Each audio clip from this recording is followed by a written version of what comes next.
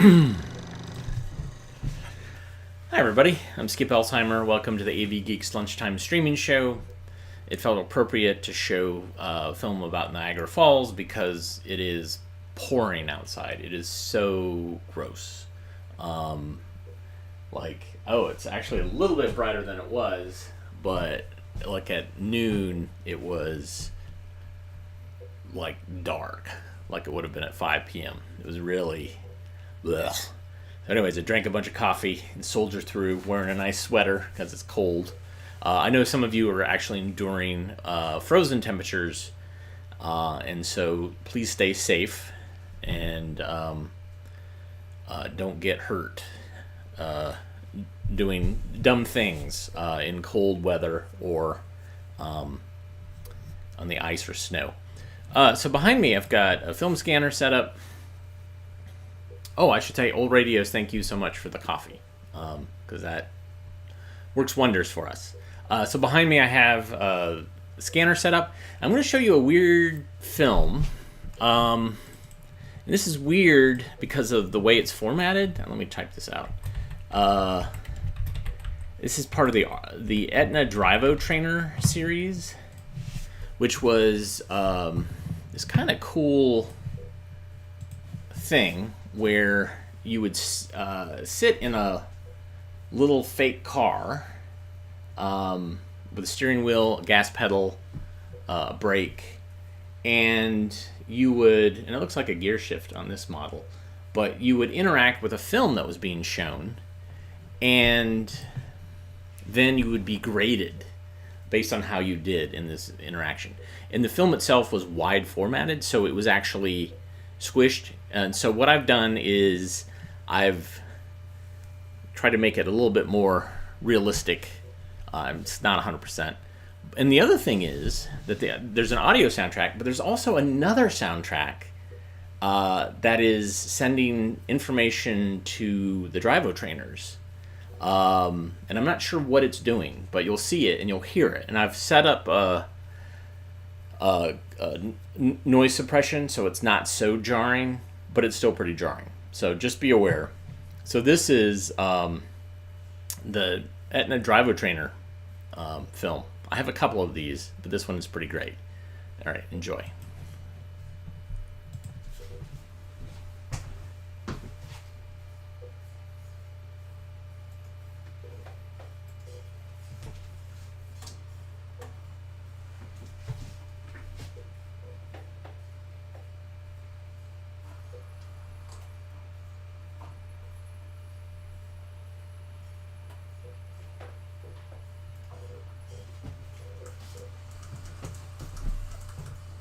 So you're going to see the full frame here.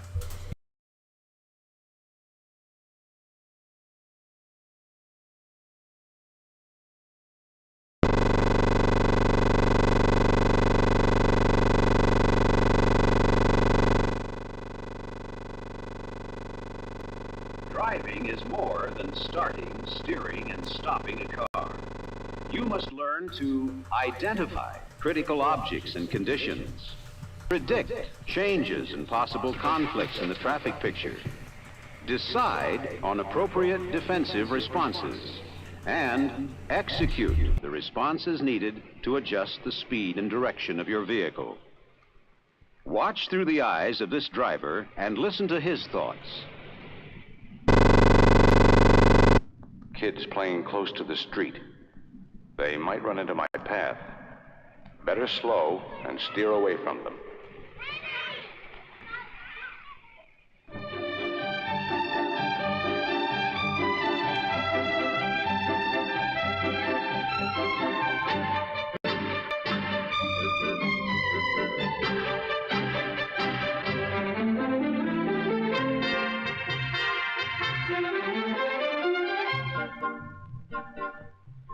Let's learn to apply IPDE principles.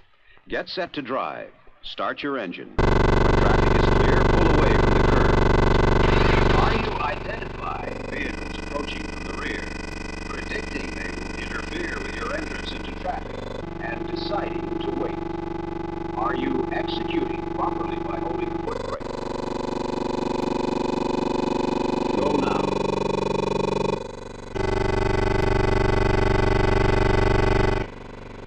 Effective identification demands aggressive seeking out of potential hazards ahead, behind, and alongside your car. The information you gather will determine the accuracy of your predictions and decisions. Proceed at 25 miles per hour. Have you identified the hazard ahead? A narrow street and a stopped bus. Are you predicting that the bus may pull out, might be hiding an intersection, or that a passenger might dart from behind it? Can you identify any moving or stationary hazards on the left or to the rear? Okay, the decision to cover the brake and steer slight left is a good one. By reducing your speed, you are gaining added IPDE time. And by steering left, you are adding a safer distance between your car and the hazard. Accelerate to 30 miles per hour. Effective decision-making provides for maximum distance between you and potential dangers, as well as time to cope with the unexpected. Fortunately, all predicted problems don't occur, but it's better to be prepared for the worst than to be caught off guard. The same principle applies wherever you are driving. Here, you should identify the car on the right, predict he will back into the street, decide to slow, and execute by braking slightly.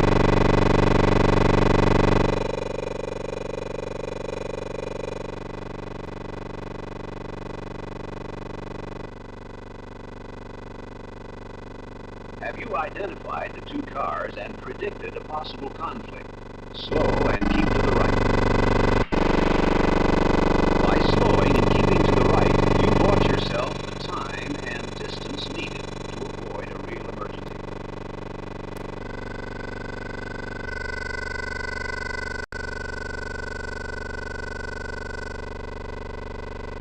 Accelerate to 30 miles per hour. Are you getting the IPDE approach to driving?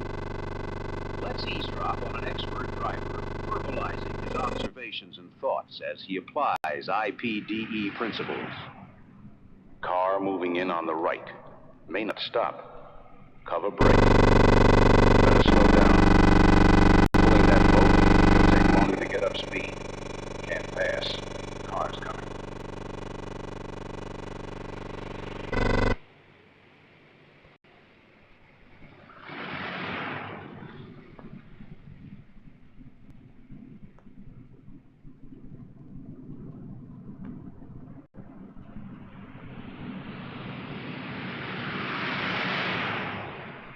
He's moving over.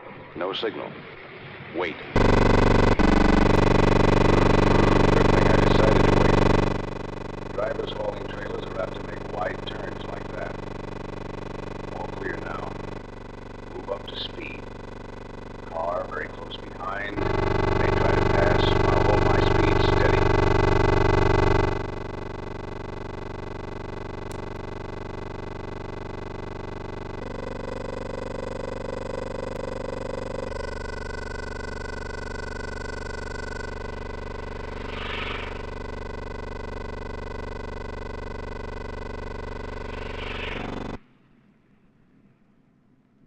That car behind is turning left.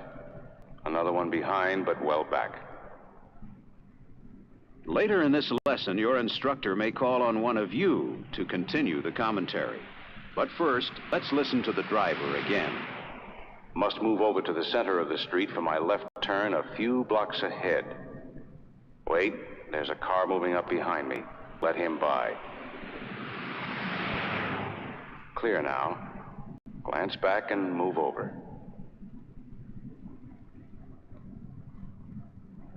There's my turn, where that car is coming out. That oncoming traffic looks farther from the intersection than I am, but maybe going faster. Might have to yield. Wait a second, wait.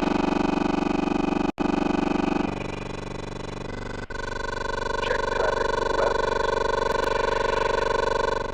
Okay.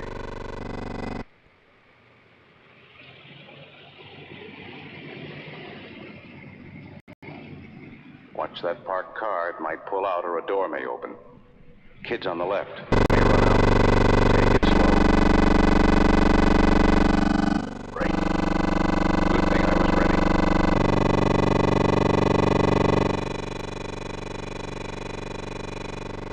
Now, you try commentary driving. If your instructor calls out your name or car number, call out what you identify, predict, decide, and execute. Check traffic left.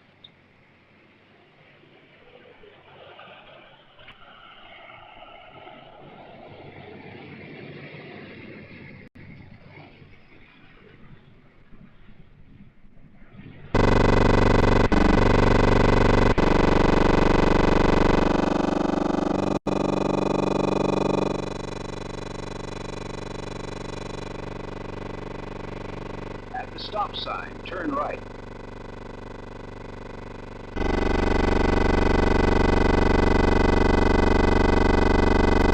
Check left. Check right.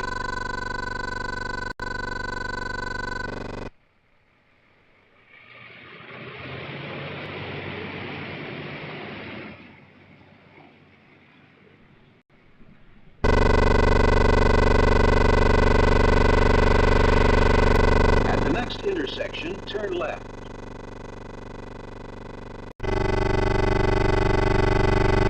Check left. Check right.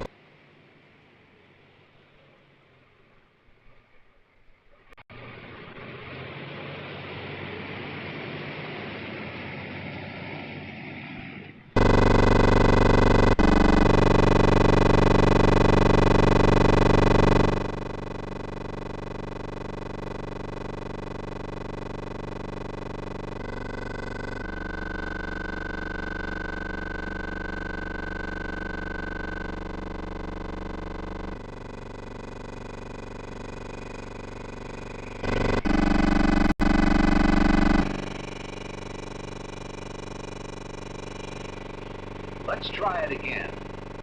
Be ready to report on your observations and thoughts.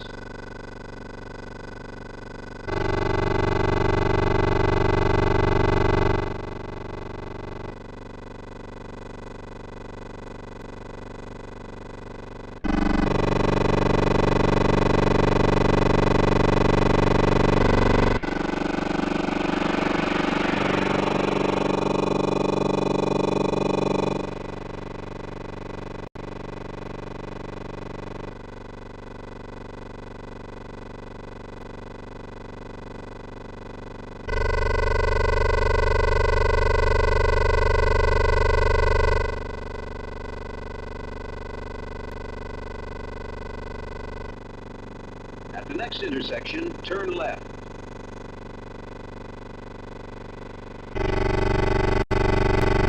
Check left. Check right.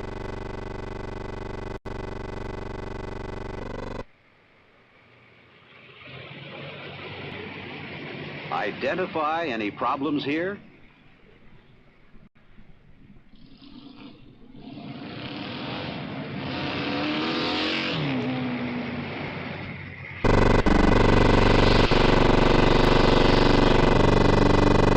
Did you predict something like that might happen?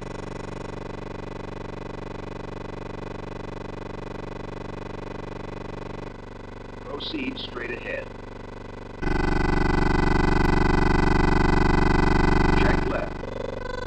Check right.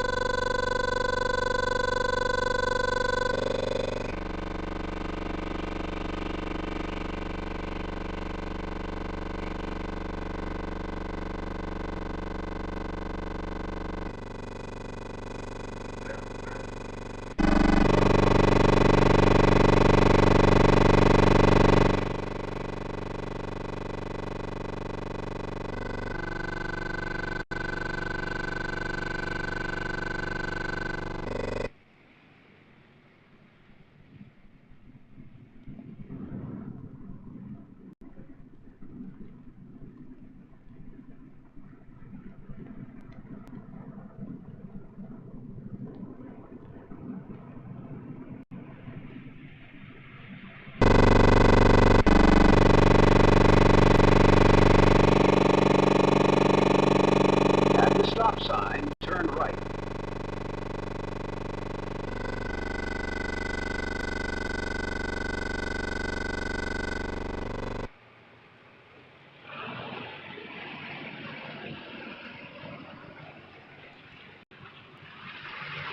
Prepare to turn left farther on.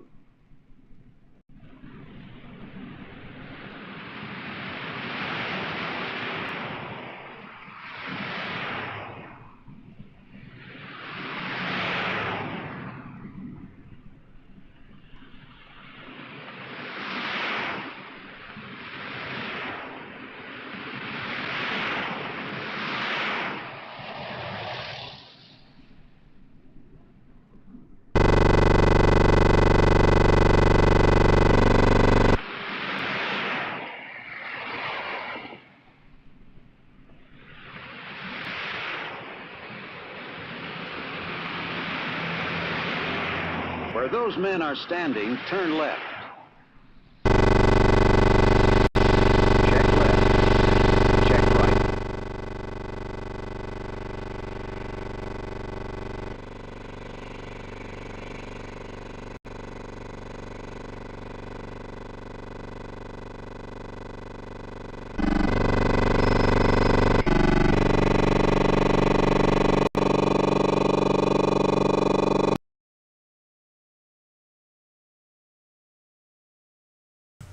So I'm going to turn off the last bit. So here's, some of you are just tuning in. So this is a film that was meant to be shown for someone that was in a Drivotrainer. And there's a couple things to notice here. One thing is in the upper right-hand corner of the frame, you'll see that there's a rear view mirror. Then you'll see that what you saw, occasionally it would bring up this barcode to the right of the frame. And, oh, Drivovision. It's hilarious. Anyways, that barcode would send a message regarding something in the Drivotrainer unit. Let me stop this. And so it would print out like a test, or it would tally something somehow, a test of what you were doing. And here's an early example of the Drivotrainer. So you see the projector in the kind of towards the upper left-hand corner, and it's a special projector that has a lens that makes it that stretches out the image so that it's not so squatty. And it also, I showed you all the top and the frame, and then a little bit of the frame before and a little bit of the frame after, so you could see the soundtrack. And anytime that weird sound came on, you wouldn't hear that sound if you're doing the Drivotrainer thing, like the special Drivotrainer or Drivovision projector would only have an optical reader that was reading the optical part, and not the part that was with the barcode. The barcode was probably read with something else, and then sent a message to whatever. There's a lot of guesswork here. I would love to acquire one of these and get something running, or at least be able to test this film with someone who has this set up somewhere. I remember at my high school, I saw one of the little Drivotrainer things, but they didn't use it. Probably, it broke. It was probably all these moving parts that just didn't get repaired. But anyways, it's a fascinating film. I figured you guys could handle it. So there it is, Drivovision. All right, let's learn about Mr. Russell L Schweickart. Anyways, enjoy.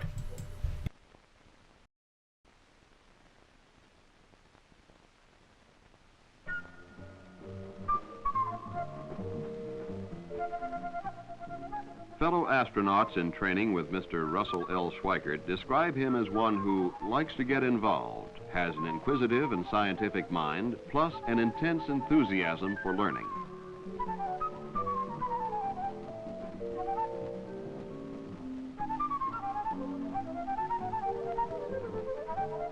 Born in New Jersey, Rusty Schweickart earned both the Bachelor of Science and Master of Science degrees from the Massachusetts Institute of Technology, then remained as a research scientist in the Experimental Astronomy Laboratory, doing research in upper atmospheric physics, star tracking, and stabilization of stellar images.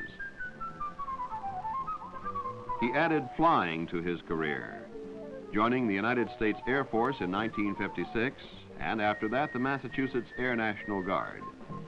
As a pilot, he logged over 2,400 flight hours, mostly in jet aircraft. When NASA selected the third class of astronauts for training in October 1963, Rusty Schweickart was among the group of 14. It was a double honor since up to this time only 2 other civilians had been selected for training.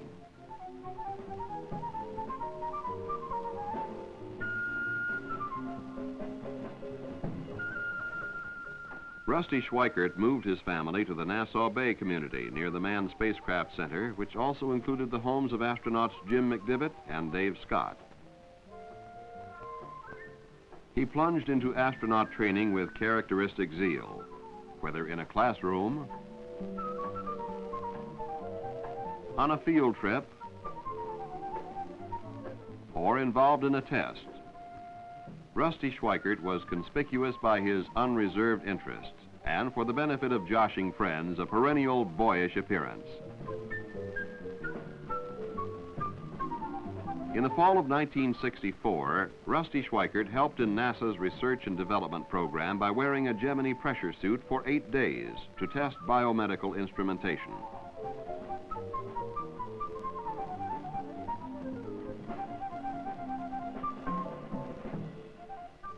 With biosensors taped to his body to record physiological reactions, he flew in jet aircraft to produce both weightless and high-gravity conditions,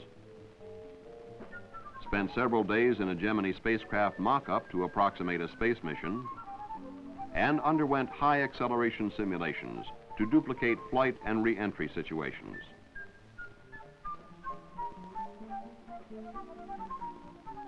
Without a flight assignment in Gemini, Rusty Schweikart's general astronaut training was soon converted to specialized mission training in the more complex Apollo. In April 1966, he was named a backup pilot for the first manned Apollo flight and trained with the prime crew of spacecraft 12 until November. Shortly after that, the fire that claimed the lives of the prime crew at Cape Kennedy canceled all flight schedules.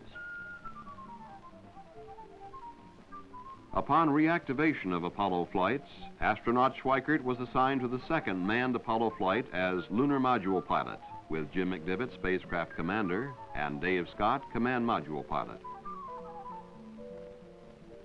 Still another change. NASA switched them from Apollo 8 to Apollo 9, the third manned flight.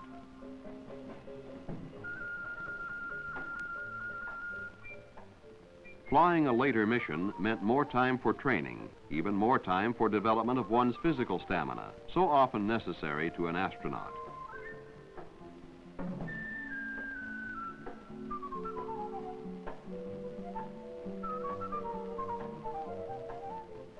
For Rusty Schweickart at Mission Control during the Apollo 5 flight, mission success was especially important to him, since this was the first test in space of an unmanned lunar module, the same type of spacecraft he would be piloting on the third manned flight.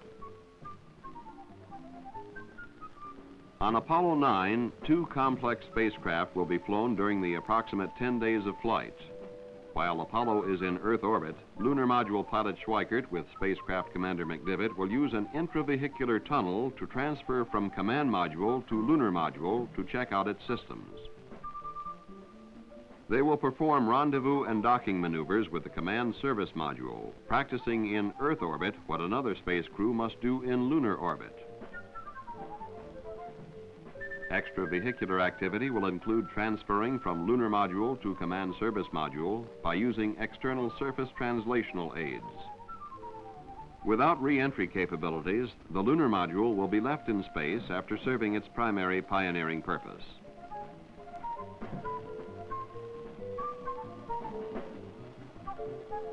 A thorough checkout of a lunar module for the upcoming lunar landing mission is a critical undertaking. It is a challenge for the combined abilities of Rusty Schweickart and his fellow crewmen in Apollo 9, but one that will be met with confidence.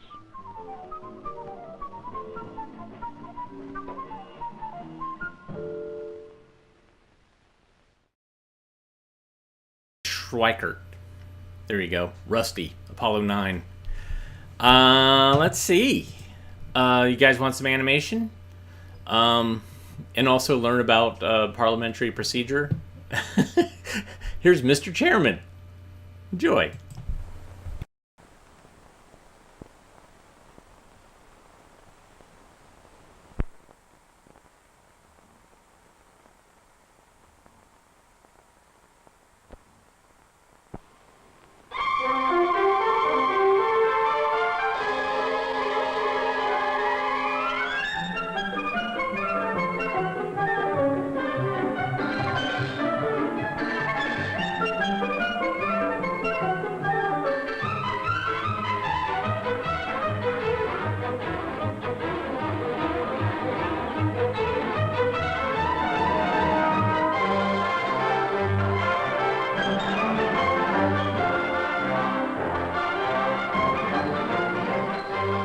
Finally, Mr. Chairman, why should we refer this matter to a committee? We're competent to handle it. Mr. Chairman. Mr. Babcock. Mr. Chairman, I move that we postpone the question indefinitely. The motion is out of order. I don't think anyone will question the accuracy of these figures. I feel sure I'm afraid I do, Mrs. Clark. May I ask, what is the source of Your remarks are out of order, Mrs. Davis. Mr. Chairman, Mr. Edwards? Mr. Chairman, before we vote to lay the pending motion on the table, I have something I'd like to say about it. I don't think the members... The members' remarks are out of order. Well, did those three chairmen seem to be running the meetings with a high hand? Does a chairman boss a meeting? Not at all. A chairman is simply one of the members, chosen by the others to see that the rules are applied. Everything must be according to rules. A century ago, I was an instructor in engineering at West Point, served in the Civil War, and then supervised the building of many harbor improvements, docks, bridges, and so on, as the Army's chief of engineers. By the way, I was a brigadier general by this time. You may be wondering why I should be talking to you on this subject. Well, my name is Henry Martin Robert, and in 1876 I published a book which deals with this subject. A book you probably know, Robert's Rules of Order. By now, there are a lot of books in what is rather grandly called parliamentary procedure, which translated into a simple term means how to talk things over and reach decisions. You can't do this efficiently and fairly without rules. So, whether your group is a union local, or a town meeting, or a summer youth group, or a legion post, or a group of scholars, or a women's club, or any other group trying to function as a unit, what you want to do is to adopt as a body the rules as set forth in one of the many available handbooks. Basically, they are all in agreement. Let's get clear on a few fundamentals. The rules exist to make sure of certain things. The first is that on any question, the will of the majority must prevail. That's obvious. But it's just as important that the minority shall have its say freely. In other words, a well-conducted meeting is a good example of democracy in action. Another fundamental is that rules are necessary in order to get things done without waste of time. Let's get down to business and see how the rules work. It has been moved and seconded that the club's annual dues be increased to $75. Is there any discussion?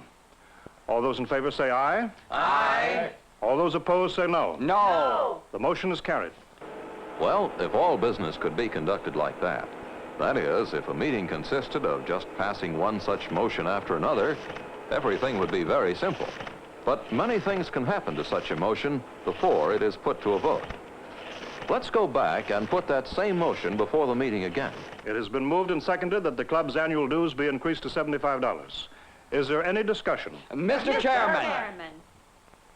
It looks as if there is to be a good deal of discussion. That motion to raise the club's dues is what is called a primary motion. That is, a motion which, if passed, will commit the organization to a definite action. All motions have an order of priority. A primary motion, such as the one just made to raise the club's dues, has the lowest priority of all. It's the first one made, but the last one voted on if other motions are made which affect it. An amendment to the primary motion and amendments to an amendment have priority over the primary motion because the primary motion must be voted on as amended after amendments are approved. Now then, about 20 motions in all are possible, though normally in any meeting only a few of them are actually used. At the moment, we are dealing with the 10 whose priority it is most important to know about. And what do you think has nearly top priority? A motion to adjourn. That's right. Unless voting on another motion is actually going on, or unless someone is speaking, a motion to adjourn is always in order. Except that unless the time for the next meeting is already established, a motion to set the time for it has priority over the motion to adjourn. And why this top priority to adjournment? Simply because it isn't logical to keep a meeting going when a majority of the members want to end it. When a majority wishes, for any reason, to avoid voting on a primary motion right away, they can do it in any one of several ways. They can suspend the meeting briefly by voting for a recess, or they can postpone action on a primary motion to a more favorable but unspecified time by laying it on the table, or they can schedule the primary motion for consideration at a later but specific time. Or they vote to refer the matter to an appropriate committee for study and report. Always an important possible motion is this one. If a primary motion is under debate and a majority considers it has heard all it needs to hear, it can vote to close debate immediately.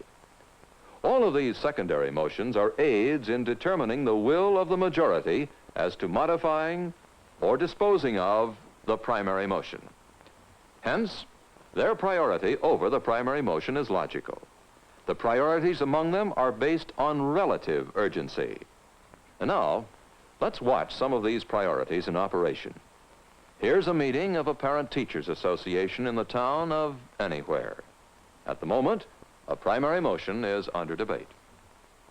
Surely the problem of a parking lot for the teachers can be solved without cutting down the size of the playground. The playground is too big now, but the number of pupils is bound to increase by at least 50%. By all means, let's pass the motion to petition the school board. Mr. Chairman? Mr. Gibson? Mr. Chairman, I move that consideration of this matter be postponed to the April meeting. I second the motion. Mr. Chairman, Mr. Harris? I move that the matter be referred to the Committee on Policy. The motion to refer to a committee is out of order.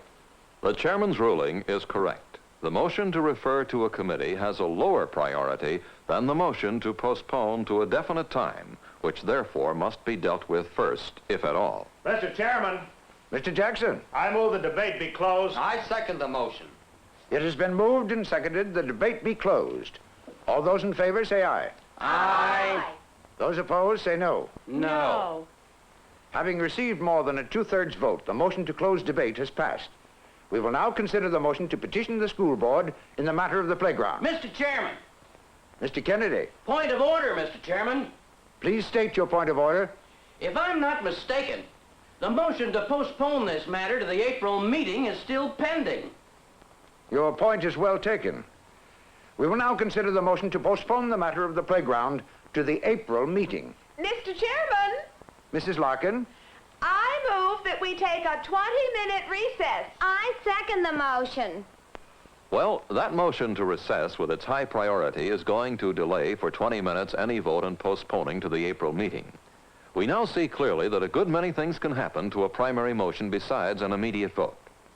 All the chairman, and the more members the better, ought to be thoroughly familiar with the priorities of the 10 motions we've been dealing with. Actually, those 10 have to make room for others occasionally. For instance, I don't think Norris spoke like a loyal member of this union. Is he for us or for the management? Does he see their side because his wife has a job in the front office? Does he wish he was there himself? Point of privilege, Mr. Chairman. I resent the member's remarks. They're insulting and they have no place in this discussion. Your point is well taken. No personalities, Mr. Mogridge. Confine yourself to the merits of the question. What I'd like to say is that the library staff is already working hard enough. If the member... Point of privilege, Madam Chairman. State your point, please. We can't listen to Mrs. Owen and Chopsticks at the same time. Now, please have the piano silenced. Those two cases show why point of privilege has a high priority. It is important to protect members from discomfort, annoyance, discourtesy, or abuse, and even from chopsticks. In addition to the 10 that are outstanding, there is quite an array of subordinate motions. In general, their priorities are assigned and their meaning clear. But when we come to postpone indefinitely, let's see how it differs from lay on the table. This lady's pet motion has just been postponed indefinitely. This really means her motion has been killed without a vote being taken on it. A majority of members didn't think it was worth debating, and this is the kindest way out. Our friend here has just had his motion laid on the table, but he doesn't mind. He is perfectly free to bring it up again at this same meeting if he wants to. Maybe he moved to lay his own motion on the table himself. Let's find out what was wrong in those episodes at the beginning when chairmen were making those out-of-order rulings. That was because a motion to refer to a committee was under debate, and the motion to postpone indefinitely had a lower priority. That was because a member wishing to take part in debate must first be recognized by the chairman and must address the chair, not another member. And that was because a motion to lay on the table is not debatable. Of course, a small organization, a mere room full of members, can be as informal as they like. They need not rise to address the chair. Matters may be discussed without the making of motions. The chairman may participate freely, and there may be a generally relaxed approach to the business in hand, so long as votes are formally taken, and the rights of both majority and minority are fully protected. And that, Mr. Chairman, is why I disagree with the last two speakers. The conference isn't next year, it's less than a month from now. Now, referring the matter to a committee is going to put us in a very awkward position. I shall vote against the motion. While those young people are debating, I just wish to say that all I've shown you is the basic part of this subject, the fundamental rules and why they are necessary. Mr. Chairman. Mr. Russell? I move we adjourn. I second the motion. It has been moved and seconded that we adjourn. All those in favor of the motion say aye. Aye. Those opposed say no. No. The ayes have it. The motion is carried, and the meeting stands adjourned.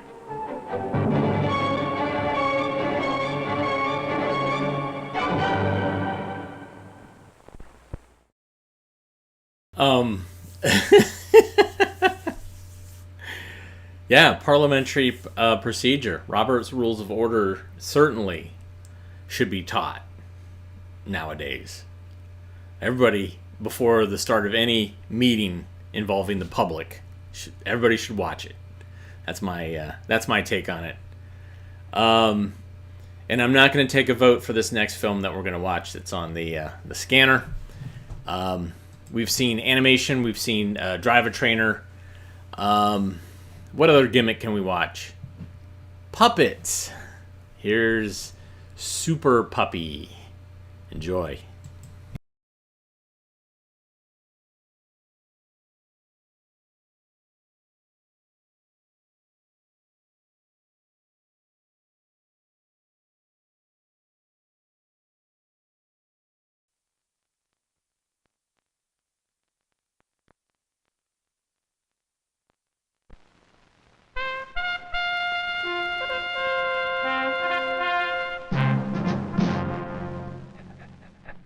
Hi, I'm Baxter. Sometimes I'm Super Puppy, too. But the other day, I didn't feel very super. As a matter of fact, I wound up feeling pretty crummy. I also wound up learning a lot about alcohol. It all started out when I was looking for my favorite bone.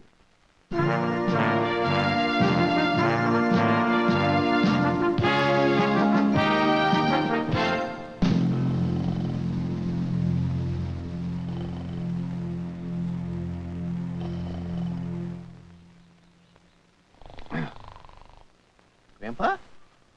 Are you asleep?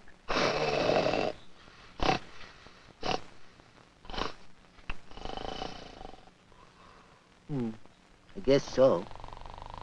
Well, I was just wondering if you'd seen my favorite bone. You know, the one I buried last week so it wouldn't get lost, so when I really needed it, like now, that I'd know where to find it. Well, I can't find it. If you see it in any of your dreams, could you please tell me?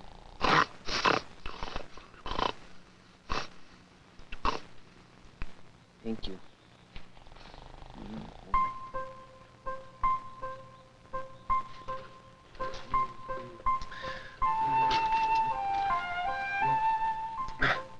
Not in the garden. Fiddlesticks.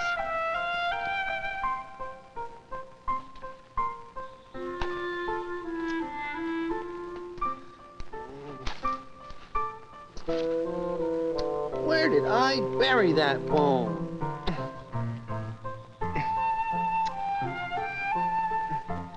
I thought it was over here. Or was it over there? When I was over there, I thought it was here. But I said over there at the time, and now there is here, and here is there. Oh, I think I'm becoming confused. I need to think.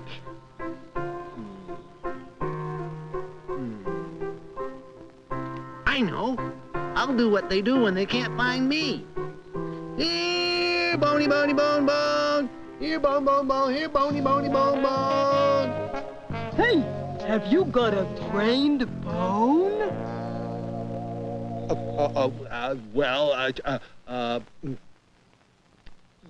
Obviously not.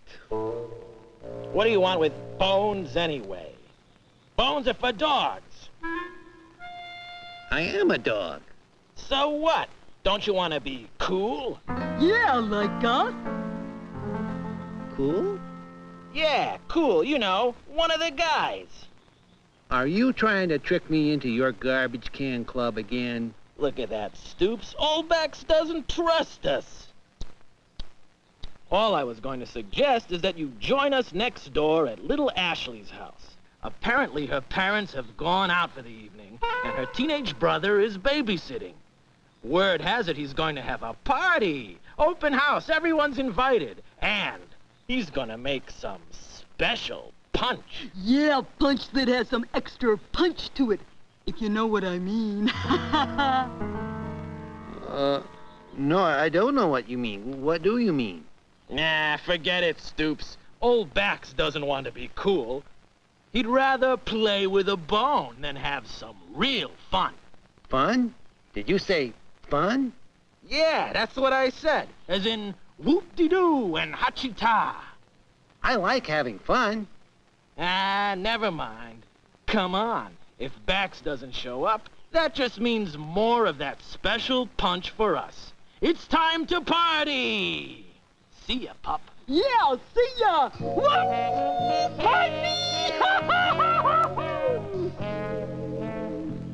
Party, huh? Punch, huh? Boy, I bet they'll have cake and ice cream, too. And maybe they'll play pin the tail on the donkey. And then maybe they'll play hide and go seek. Hey, wait up, you guys! Wait for me! Don't save some punch for me! Dum dum dum dum dum dum dum dum dum. Oh. Gracious me. I could have sworn I heard a cow out here. Must be a hole in the fence somewhere. Oh. Oh.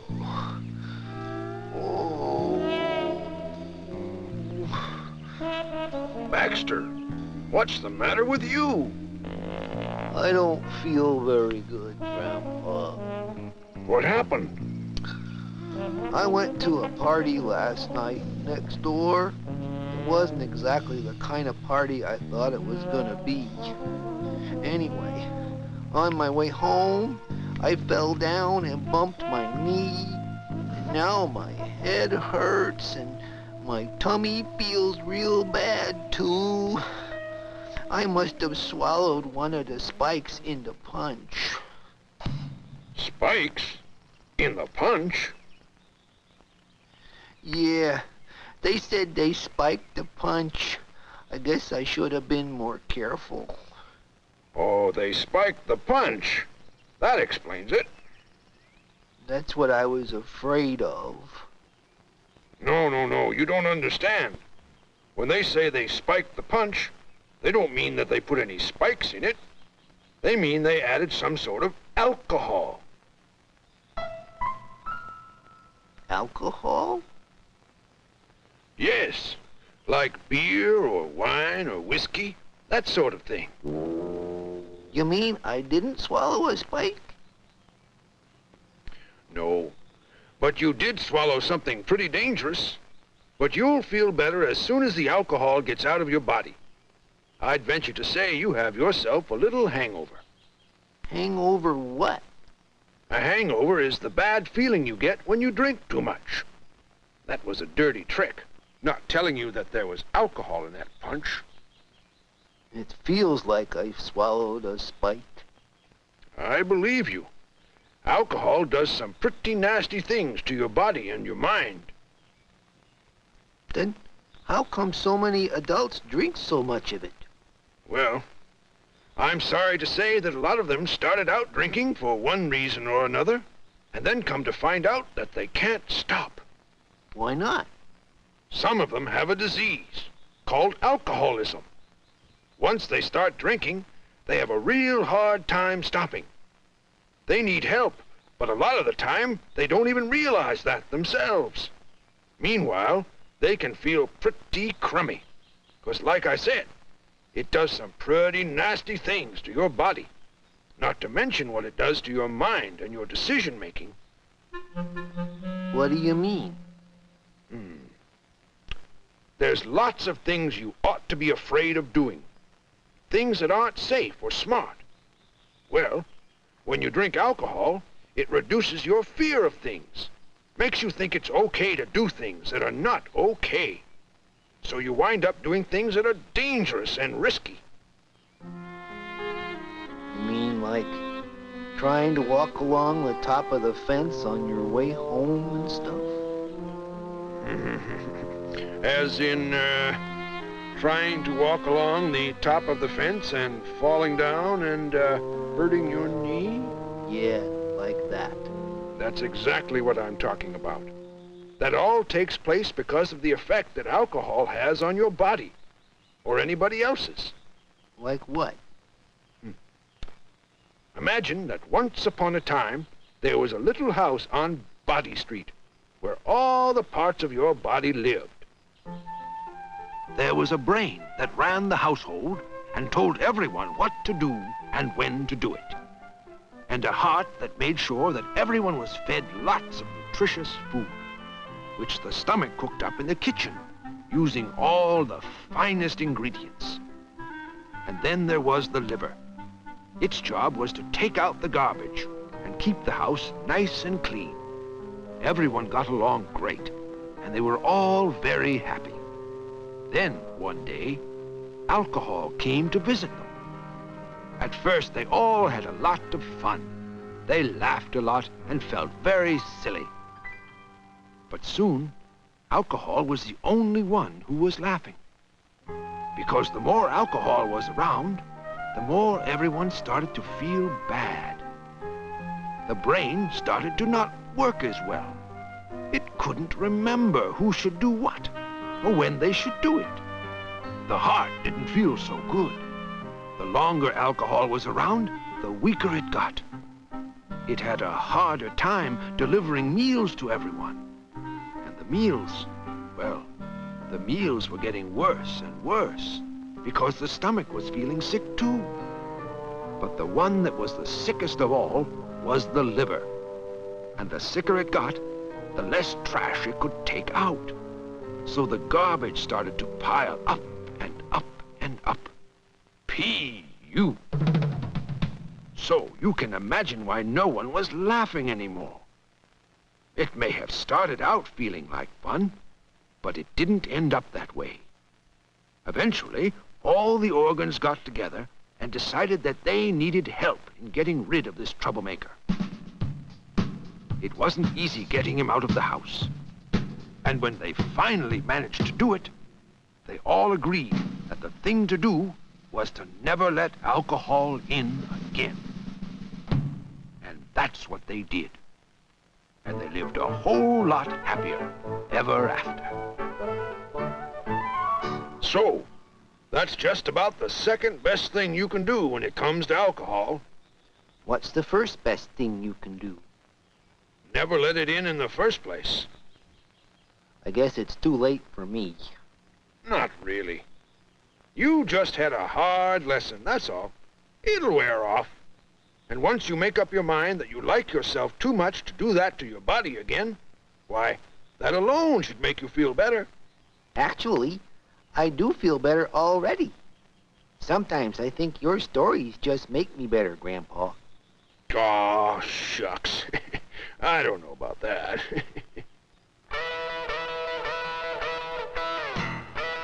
What's that? Beats me. You're the new watchdog around here. Why don't you go find out? Right.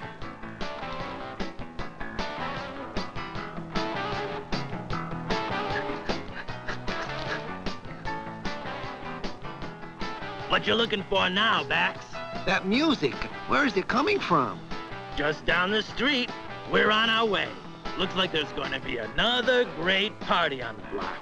Lots of stuff to drink, if you know what I mean, huh, Stu? Party time! Ha! You coming or what? No, I'm not. If drinking alcohol and messing up my body are what it means to be cool, then I'll be real happy to be something else. Like what? Like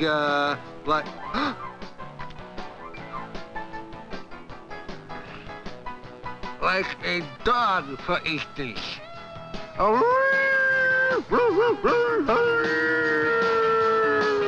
Have it your way.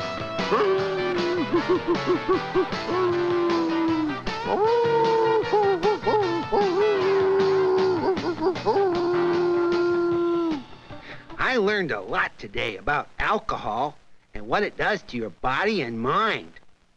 Some of it I learned the hard way, but I feel great now, and I intend to stay that way, 'cause I've made a decision.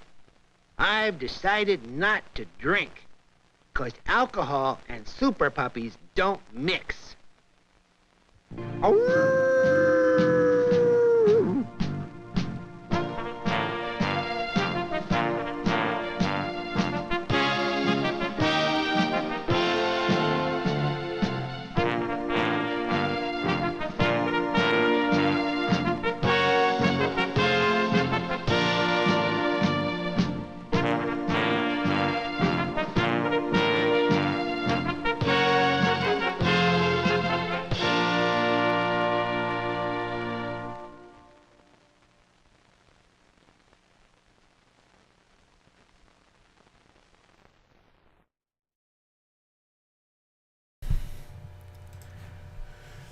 Oh, Baxter.